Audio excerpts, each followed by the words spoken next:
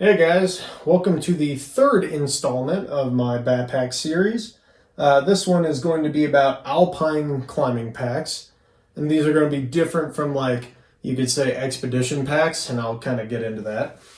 For some reason, all the ones I have are blue. I just realized that. That's kind of crazy. What I mean kind of by alpine pack versus more mountaineering expedition pack, you could argue, is I look for a bit of different features. With my alpine climbing packs, these are the ones that I'm using to carry my overnight gear while actually climbing. So that's kind of the big paradigm there. Whereas expedition gear is you are, carrying your overnight stuff, but in the expedition land, the loads tend to be quite a bit heavier, and I look for different features in my pack for the amount of stuff I can carry. With my alpine climbing packs, I really want to be able to shove everything inside the pack, and I really don't want a lot of features to it. Here's an example right here. I've been using the BD mission packs for literally years now. This pack could be 10 years old by now. And the reason why it doesn't look as terrible as what you'd expect is I switched around. I spent a couple years with this pack and this and that. So these packs kind of strike a middle ground between base camp climbing and on route climbing. They make them in 35, 45, 55, and 75. I don't have a 35 one. And for a while, I just had this 45. So a good application for this pack would be something like any route on Mount Baker. I actually used this as my North Ridge of Baker pack for quite a bit because the 45 gave it enough room for me to put everything I need for a North Ridge trip. It has a double tool carry, so I have two tools. Has the cramp-on pocket in front, which is really great. And then I could just fit whatever else I needed inside the pack.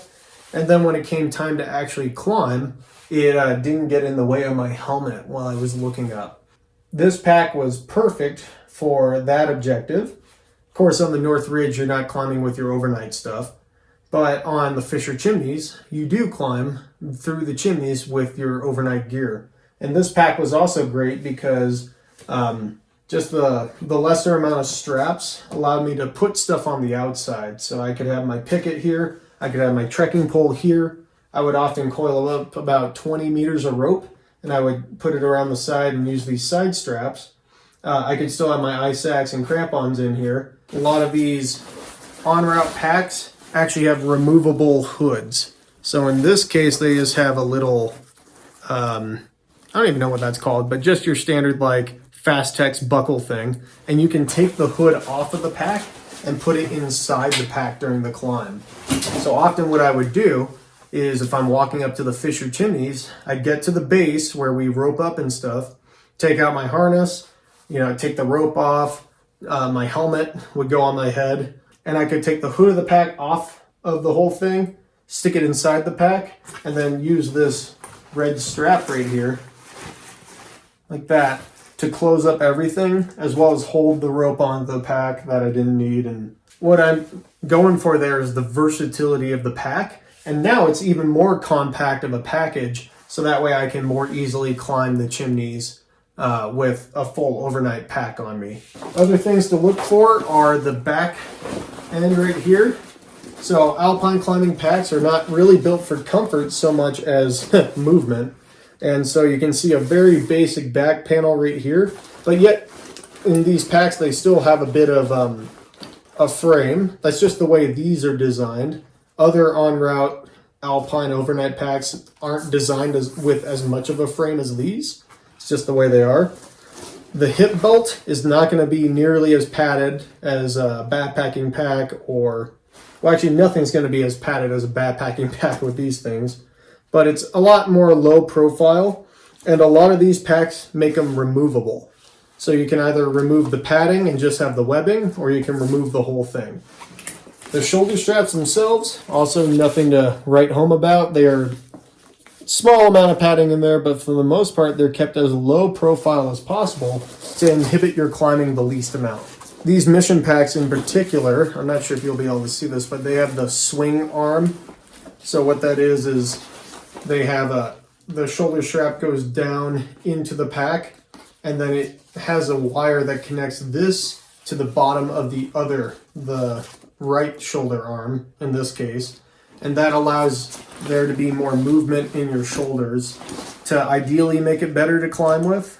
I'm not sure if I've personally felt that, but it is kind of a nice feeling. The pack moves with your body a little bit more while you are climbing, but it does make these things harder to adjust. It takes a little bit longer to fully adjust these packs to fit you just right than one with the fixed arms. Other than that, yeah, there's not a whole lot of features here. You know, it's a very clean outside just with this cramp-on pocket and then the few side compression straps.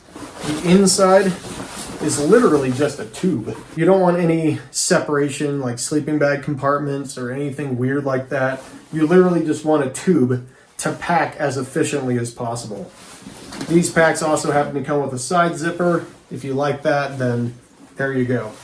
Oh, and another feature actually going back to the belt here is a lot of these packs will come with gear loops or ice clipper slots right here. Because again, the idea is that you are climbing with this pack on. That's pretty much the majority of the features with the Alpine packs that I look for, at least. There's really not too much to it. I want them as simple as possible, and that way I can kind of do whatever I want with them. Now, these packs kind of bridge that gap, like I said before, of mountaineering with a base camp versus climbing with them en route. You can kind of use the packs for either. I do have some other packs here. This one I got from a company, actually, and I used it as my main pack for a while. This is made by Deuter. It's the Guide 44 Plus. I guess I haven't mentioned this yet, but I'm sure most of you who have used any number of backpacks before know that the literage that they give you is essentially just a ballpark figure. A lot of things affect it, like how the company actually measures how much space is in a backpack. Other things like the skirt. Some companies will take the skirt right here into account. Others won't. So, for example, Black Diamond right here, these mission packs, I think they go 45 liters from the bottom to the top here, and then the skirt adds in more. These seem to be large for the size that they give. Packs made by Arc'teryx tend to be the opposite. They tend to be small for what they say they are. Like their FL45 whatever is a really small 45 liter pack. So you have to experiment with your pack and don't assume that just because there's a number there, you have that exact literage. Because a 45 from one company can be way different than one from a different company. Another thing is the sizing. So if you have small pack or a small medium, or if you have a medium large, that can be different. With these mission packs, the small medium in the Mission 45 is actually only 43 liters. It says it on the side there. So if I was a bigger guy and I used the medium large pack, then I would actually get 45 liters. Some companies will even give you a middle estimate. So a size small 60 liter pack could be like 55 liters, and a size large with the name 60 in it could actually be like 65 liters. So the size does make a difference on the overall literage, but it is only usually just a few. This one was, given to me, and it's actually a pretty good pack. I still have it, I mean. This one offers more padding, a more robust hip belt, and it still has the gear clip, ice clipper slot right there. The frame is about the same, but they have a few extra features in here that lend it to like a backpacking pack. One example is, if I open up, they got this nice clamshell right here, but it actually comes with a little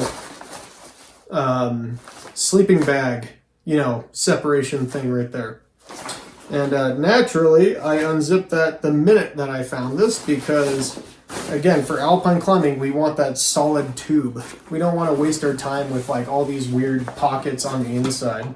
And I'd say for normal backpacking too, but there's a reason why they made them detachable.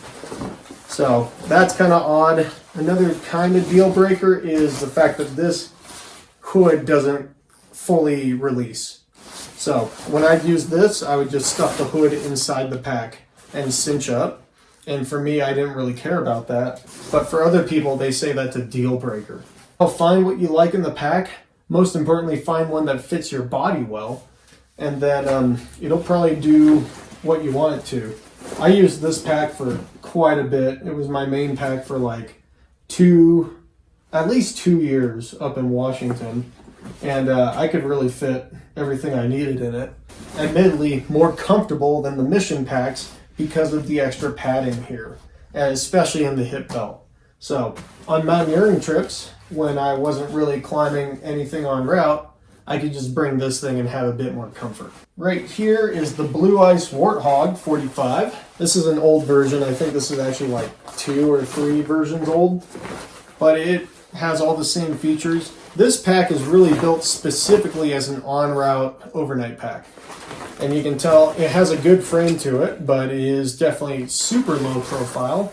The side straps right here are actually, you can take them off of the pack, so that way you just don't have to deal with them. It has a double tool carry right here. It does not have a crampon thing, so you put the crampons on the inside.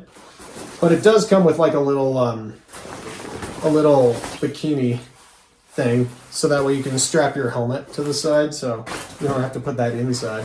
The hip belt, you can see how super low profile that hip belt is. And then the shoulder straps are also quite low profile with barely any padding. I would use this pack if I was doing something like the Thunderbolt to Sill Traverse here when we're sleeping en route. And you have this backpack with you all day, and you're carrying that overnight gear the whole time. I see a lot of people using this pack for something like a more base camping trip, and I feel like that's just going to wear it out faster. Because this pack is definitely not as robust as my mission pack right here. And I want it to last, so that way I can get all my money's worth out of it. So I only use this pack when I know I'm going to be climbing with an overnight pack and bivvying en route. Good examples of when I used this pack was North Ridge of Forbidden. I would use this on Torment Forbidden Traverse. Fell off. Mount Shuxon. On the Fisher Chimneys, that would be a totally fine reason to use this pack. But I don't think I would really use it. Yeah, if I'm like going from base camp to the top of the route, I'd just prefer to use a different pack, so that way I can save wear on this, because it will wear out faster than any of the other ones. But it is a really nice en route pack. You can also see this one's rated for 45 liters, and I can tell you that it's definitely smaller than this 45. So really kind of, you got to be careful about where you use this. When a pack like that is overstuffed, then it will become more cumbersome to carry.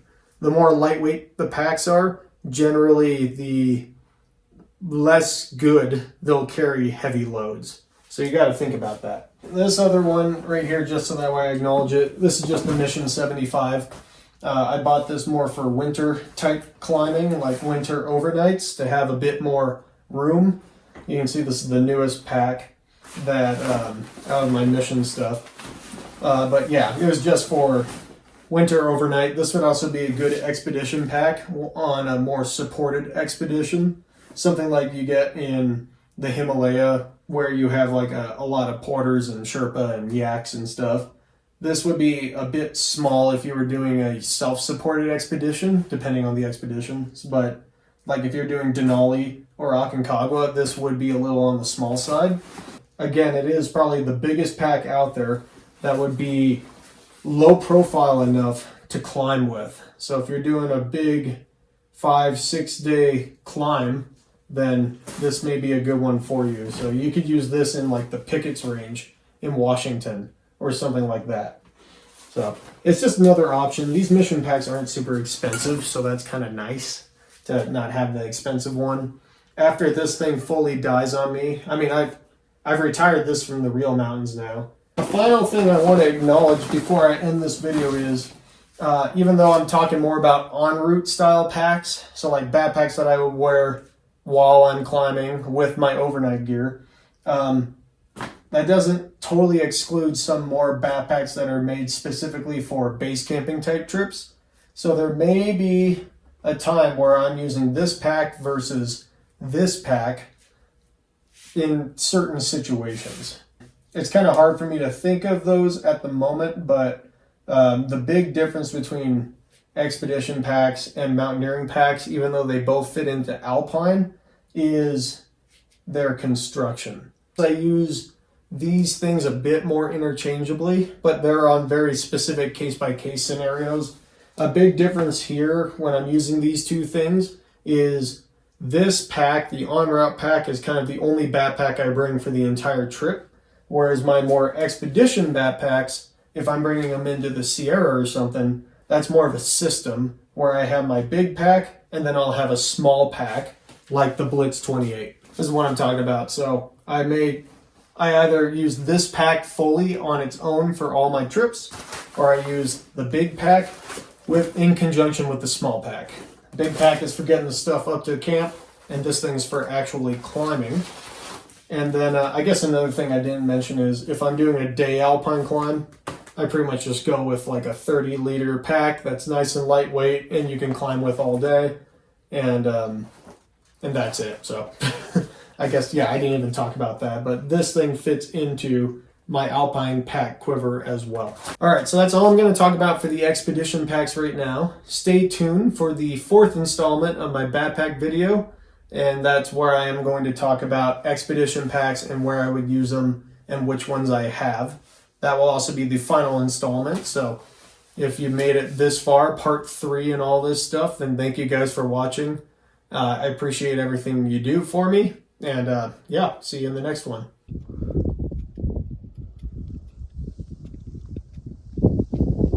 Sunrise over the Coleman Glacier and on Colfax.